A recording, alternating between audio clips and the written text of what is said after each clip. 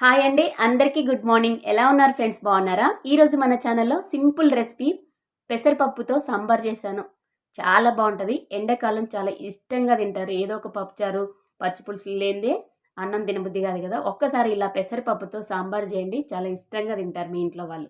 హెల్త్కి కూడా చాలా మంచిది, ఒంటికి కూడా చలవ చేస్తుంది అని చెప్పి నేనైతే పెసరపప్పుతో సాంబార్ చేశాను.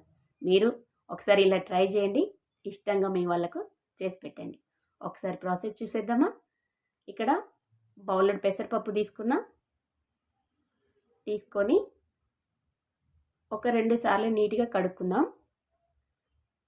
కడిగి పెట్టేసుకుంటే పప్పు మంచిగా 2 నిమిషాలు ఉడికిపోతుంది.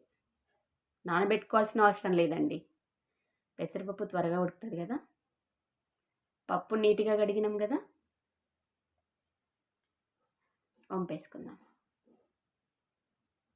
వేసుకొని ఈ పప్పులోకి ఒక టమాటా కట్ చేసుకొని వేసుకుంటున్నా.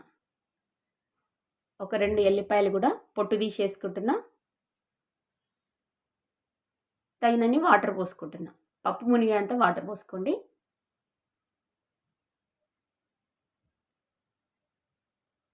వాటర్ యాడ్ చేసుకున్నాం కదా. ఇప్పుడు కుక్కర్ మూత పెట్టేసుకొని ఒక 3 విజిల్స్ ఇచ్చేసుకుందాం.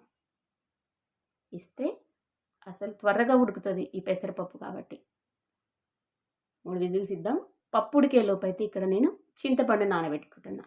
ఒక నిమ్మకాయ సైజ్ అంతా చింతపండు తీసుకొని వాటర్ పోసుకొని నానబెట్టేసుకుందాం. ఇప్పుడు పప్పు ఉడికిందా చూసేద్దాం. పప్పు అయితే మెత్తగా ఉడికిపోతుంది. చూడండి ఎలా ఉడికిందో, మెత్తగా ఉడికింది కదా. ఇదైతే నేను పప్పు గుత్తితో కూడా మెదపాల్సిన అవసరం లేదండి. ఇలా గుంట చెంచాతోటి ఇలా అనుకుంటే సరిపోతుంది. మెత్తగా అయిపోయింది. చూడండి ఎలా అయిపోయిందో, చాలా బాగా ఉడికింది. ఇప్పుడు దీంట్లోకి చింతరసం పోసుకుందాం. చింతపండు రసం పోసుకొని కారం వేసుకుందాం. సాంబార్కి అయితే కారం తక్కువే పడుతుంది. కారం వేసుకున్నాం కదా. ఇప్పుడు దీంట్లోకి నేనైతే ఇక్కడ ములక్కాయలు ఉన్నాయండి ఇంట్లో. ములక్కాయలు ఒక 2 వంకాయలు ఉన్నాయి, అవి వేసుకుంటున్నా. ఇంకా మీరు ఎన్ని వెజిటేబుల్స్ ఉన్నా వేసుకొని చేసుకోవచ్చు. పసుపు కూడా వేసుకుంటున్నా. దీంట్లోకి కొంచెం సాంబార్ పొడి కూడా వేసుకుంటా, టేస్ట్ బాగుంటుంది కదా. సాంబార్ పొడి మనం ఇంట్లో కూడా ప్రిపేర్ చేసుకోవచ్చు, కానీ ఇంకా నాకు అంత టైం లేదు. సాంబార్ పొడి వేసుకున్నాం కదా. ధనియా పౌడర్ కూడా వేసుకుంటున్నాం. ఇలా ఇవన్నీ వేసుకొని మసాలా పెట్టుకుంటే సాంబార్ ఫుల్ టేస్ట్ ఉంటుందండి, చాలా బాగుంటుంది. ఒక్కసారి కలుపుకొని మొత్తం అన్నీ కలిసేలాగా కలుపుకొని వాటర్ యాడ్ చేసుకుందాం. మనకి ఎంత అవసరం ఉందో పప్పుచారుకి అన్ని వాటర్ యాడ్ చేసుకొని బాగా కలుపుకున్నాం. చూడండి ఎలా ఉందో. దీంట్లోకి కొంచెం కల్లుప్పు కూడా వేసుకుందాం. కల్లుప్పు వేసుకున్నాం కదా. తర్వాత ఉప్పు చూసుకోవచ్చు. కొంచెం కరివేపాకు కూడా వేసుకుందాం. కరివేపాకుతో టేస్ట్ స్మెల్ గుమాయిస్తుంది ఫ్రెండ్స్. లేత కరివేపాకు బాగుంది. చూడండి. ఇప్పుడైతే ఈ పప్పుచారుని బాగా మసల పెట్టుకుందాం.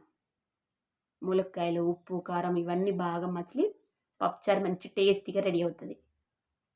బాగా మసిలిపోయింది కదా. దీంట్లోకి ఇప్పుడు తాలింపు పెట్టేసుకుందాం. తాలింపు కోసం గిన్నె పెట్టేసుకొని ఆయిల్ పోసుకొని ఆయిల్ హీట్ ఎక్కిన తర్వాత దీంట్లోకి కొంచెం జీలకర్ర చిటపటలాడిన తర్వాత ఆవాలు వేసుకుంటున్నా. ఆవాలు కొంచెం మగ్గిపోయిన తర్వాత కచ్చాబచ్చ దంచుకున్న ఎల్లిపాయలు వేసుకుంటున్నా.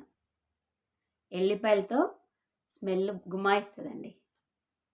పోపు అయితే మంచి స్మెల్ వస్తుంది. దీంట్లోకి ఇప్పుడు సన్నగా కట్ చేసి పెట్టుకున్న ఆనియన్స్ వేసుకుందాం. ఆనియన్స్ ఆయిల్లో బాగా మగ్గించుకోవాలండి. స్టవ్ మంట తగ్గించుకొని మంచి కలర్ మారిందాక మగ్గించుకోండి. ఈ సాంబార్తో ఆనియన్స్ తింటుంటే చాలా టేస్ట్, మంచి స్మెల్ ఉంటుందండి. ఇట్లా బాగా మగ్గించుకోవాలి. కలుపుకుంటూ మగ్గించుకోండి. మగ్గిపోయింది కదా. దీంట్లోకి కొంచెం కరివేపాకు వేసుకుందాం. కరివేపాకు కొంచెం మగ్గిన తర్వాత ఇంగు వేసుకుంటున్నా అండి. సాంబార్ అంటే ఇంగువ కంపల్సరీ ఉండాల్సిందే కదా! టేస్ట్, స్మెల్ బావుంటది ఇంగువతో. ఇంగువ వేసుకున్నాం కదా! బాగా కలుపుకొని మగ్గించుకోవాలి. బాగా మగ్గిపోయింది కదా! ఇప్పుడు దీంట్లో కొంచెం పసుపు యాడ్ చేసుకుందాం. పసుపు వేసుకొని ఒక్కసారి ఆనియన్స్‌లో కలుపుకొని బాగా మగ్గిపోయింది. మరీ మాడకుండా, మరీ మగ్గకుండా ఉండాలి. ఇలా చూసుకోండి. ఇప్పుడు పప్పుచారులో తాలింపు పెట్టేసుకున్నాం. టేస్టీ టేస్టీ పప్పుచారు అయితే రెడీ అయిపోయింది. చాలా బావుంటదండి ఇలా చేస్తే మాత్రం. తాలింపు పెట్టేసుకున్నాం కదా! ఇప్పుడు దీన్ని ఒక 2 నిమిషాలు మసలబెట్టుకుందాం. మంచిగా అనిపిస్తది. టేస్ట్ బావుంటది. ఒక 2 నిమిషాలు మసలబెట్టుకుంటే బావుంటది. చూడండి. టేస్టీ టేస్టీ పెసరపప్పు సాంబార్ అయితే రెడీ అయిపోయింది ఫ్రెండ్స్. మసిలిపోయింది కదా! దీంట్లోకి ఫైనల్‌గా కొంచెం కొత్తిమీర యాడ్ చేసుకొని దింపేసుకోవడమే. నాకైతే ఉప్పు, కారం అన్నీ సరిపోయినాయి చూసేసుకున్నా. ఏమన్నా ఉంటే ఉప్పు అవసరం ఉంటే ఇక్కడ యాడ్ చేసుకోండి. టేస్టీ టేస్టీ పప్పుచారు అయితే రెడీ అయిపోయింది ఫ్రెండ్స్. మీరు ఎలా చేస్తారో కామెంట్ చేయండి. నేను చేసిన పెసరపప్పు సాంబార్ నచ్చితే ఒక లైక్ చేయండి. మన ఛానల్ని సబ్స్క్రైబ్ చేసుకోండి. ఈ సాంబార్ అయితే వేడి వేడి రైస్లో వేసుకొని సైడ్ డిష్గా ఏదైనా అప్పడాలు కానీ, వడియాలు కానీ, లేదంటే ఆమ్లెట్ కానీ పెట్టుకొని తింటే మాత్రం టేస్ట్ అద్దరిపోద్ది. మీరు ఒకసారి అలా తింటూ ఆస్వాదించండి. ఫైనల్గా బౌల్లో పోసేసుకొని నేనైతే దీంట్లోకి అప్పడాలు వేయించుకొని తిన్నాం టేస్టీ టేస్టీగా. ఓకేనా?